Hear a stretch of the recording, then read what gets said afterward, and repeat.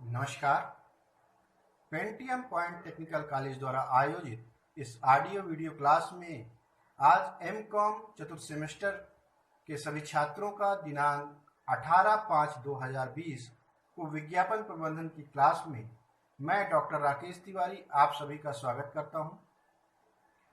प्यारे बच्चों, आज हम अपनी अंतिम इकाई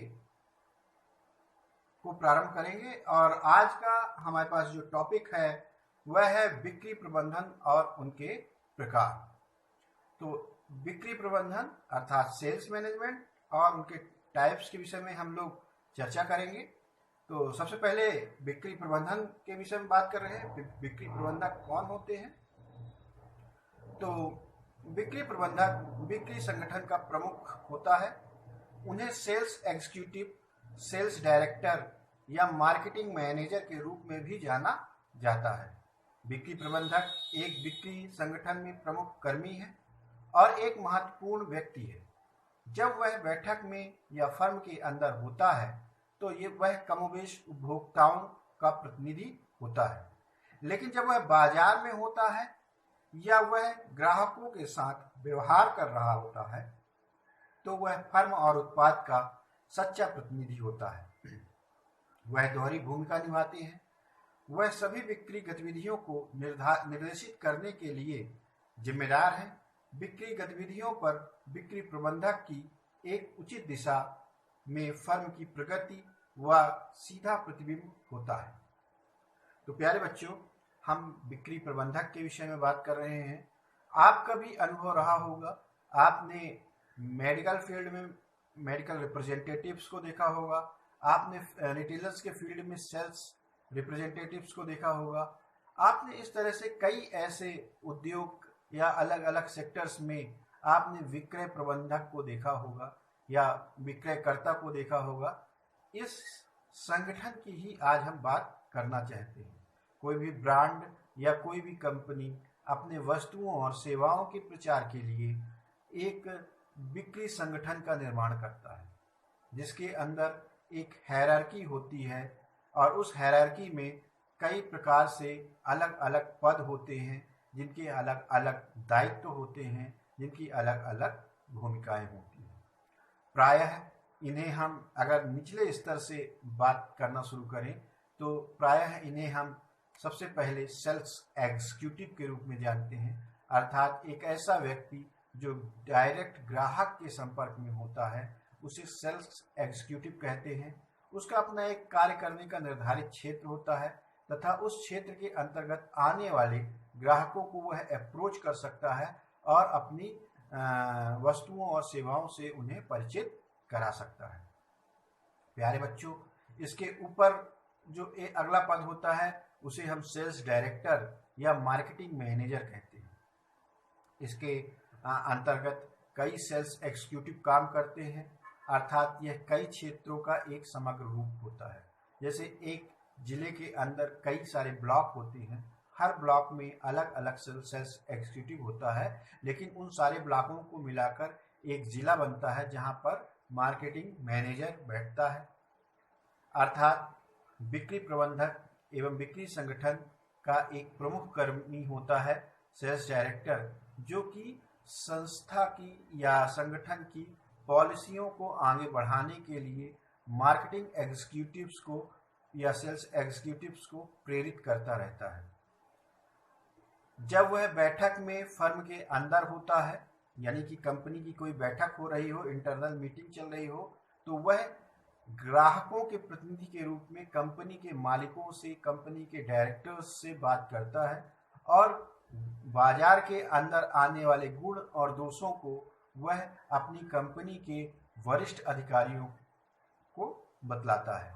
लेकिन जब वह बाजार में होता है तो वह अपनी कंपनी का प्रतिनिधि होता है और उसका एक और एकमात्र लक्ष्य होता है कि वह ग्राहकों के साथ व्यवहार करके अपनी वस्तु और सेवा को अधिक से अधिक मात्रा में बेचने का प्रयास करे। अर्थात एक सेल्स एग्जीक्यूटिव की या एक सेल्स डायरेक्टर की जो भूमिका होती है वह दोहरी भूमिका होती है। कंपनी के अंदर इंटरनल मीटिंग में वह ग्राहकों का प्रतिनिधि होता है और कंपनी के बाहर ग्राहकों के बीच में वह कंपनी का रिप्रेजेंटेटिव होता है, कंपनी को रिप्रेजेंट करता है। अर्थात इस दोहरी गतिविधि को निभाने के लिए उसके पास एक सीधा प्रतिबिंब होना चाहिए, एक सीधा साफ सुथरा दृष्टिकोण होना चाहिए जिसमें किसी भी प्रकार की भ्रामक अवस्था न रहे। अर्थात उसे अपना कार्य क्या करना है और कब करना है यह मालूम होना चाहिए। इसी बात को जब हम आगे और बढ़ाते हैं तो वह बिक्री संगठन का पहिया आगे बढ़ाता है, क्योंकि वह बिक्री संगठन की प्रेरक शक्ति है। पुरानी अवधारणा के तहत बिक्री प्रबंधक मुख्य रूप से ऑर्डर प्राप्त करने के लिए जिम्मेदार होते हैं। उसका काम दिन प्रतिदिन की बिक्री का है। काम पर रखने और सेल्समैन की ट्रेनिंग का आदेश प्राप्त करना उसकी नौकरी है, उसका जीवन और जिम्मेदारी है। नई अवधारणा के तहत बिक्री प्रबंधक अभी भी इन गतिविधियों के लिए जिम्मेदार है, लेकिन इसके अलावा उसके पास नई कंपनी और प्रबंधन दर्शन और सोच के साथ बिक्री के मोर्चे पर पुरुषों को संचालित करने और बदलने की जिम्मेदारी है। बिक्री प्रबंधक को एक योजनाकार, एक रणनीतिक विकास के साथ साथ एक ऑपरेटर भी बनना चाहिए। स्पष्ट बात क्लियर की गई है कि जो एक बिक्री प्रबंधक होता है वह पुरानी अवधारणा में केवल ऑर्डर लेने वाला एक प्रतिनिधि होता था, लेकिन वर्तमान में उसकी जिम्मेदारियों में इजाफा किया गया है और उसे केवल एक ऑर्डर लेने वाला व्यक्ति न बना के उसके साथ कई सारे मोर्चे खोल दिए गए हैं। जैसे वह एक कुशल योजनाकार होता है जो कंपनी के पॉलिसी को फॉलो करते हुए उसको बाजार में किस तरह से प्लान करना है उस पर विचार करता है। वो स्ट्रेटजी मेकर होता है, वह अपनी वस्तुओं को किस तरह से बेचे, किस तरह से प्रतिस्पर्धियों का सामना करे, इसके लिए वह एक स्ट्रेटजी मेकर भी होता है। इसके साथ साथ ही वह एक ऑपरेटर होता है, अर्थात कार्य करने के लिए उसे किसी ऑफिस या किसी क्लर्क की आवश्यकता नहीं होती है, वह स्वयं ही अपने सारे उत्तरदायित्वों को पूरा कर लेता है। तो यह तो एक बिक्री प्रबंधक की बात हो गई। इसके पश्चात हम बिक्री प्रबंधक के प्रकार पर बात करेंगे। यह 3 प्रकार के होते हैं।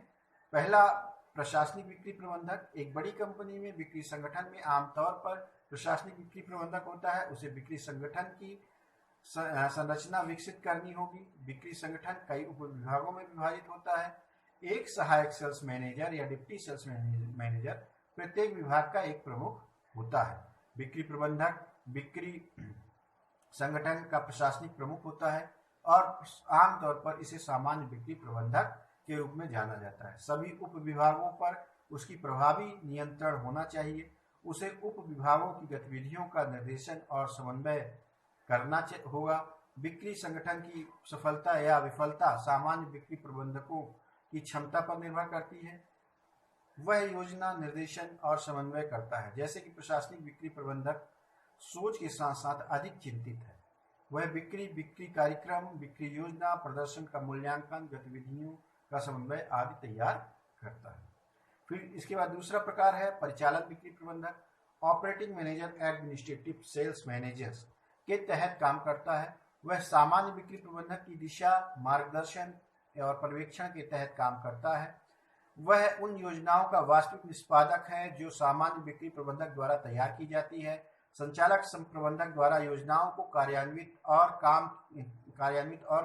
काम किया जाता है। वह बिक्री कर्मियों के प्रबंधन और विकास के लिए जिम्मेदार है। उनका नाम बिक्री कर्मियों के बिक्री प्रयासों को निर्देशित करना और नियंत्रित करना होता है, इसलिए वह योजना को करने और या निष्पादित करने के लिए चिंतित रहता है। इसके बाद है प्रशासनिक सह संचालक बिक्री प्रबंधक। एक छोटे संगठन में इस प्रकार के प्रबंधक बिक्री कार्यालय में सेल्समैन और सहायकों की सहायता से सभी कार्य करते हैं। वह प्रशासनिक सह संचालक प्रबंधक के कर्तव्यों और जिम्मेदारियों को करता है। एकल उत्पाद या सीमित उत्पादों या प्रतिबंधित बाजार में जुड़ी छोटी फर्मों में इस प्रकार के संयोजन अर्थात प्रशासनिक सह संचालन प्रबंधक उपयुक्त है। संक्षेप में ऑपरेटिंग सेल्स मैनेजर एक प्रशासक और एक ऑपरेटर दोनों है। वह सोच और कर को जोड़ती है। तो प्यारे बच्चों, आज के लिए इतना ही। आप सभी लोगों ने ध्यानपूर्वक सुना, इसके लिए आप सभी का धन्यवाद।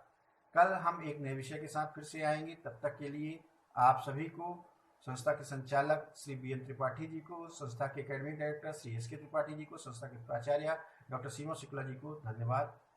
कल से बेहतर आज का दिन आपका रहे, इस उम्मीद के साथ कल एक नए विषय के साथ मैं फिर प्रस्तुत होऊंगा। तब तक के लिए नमस्कार।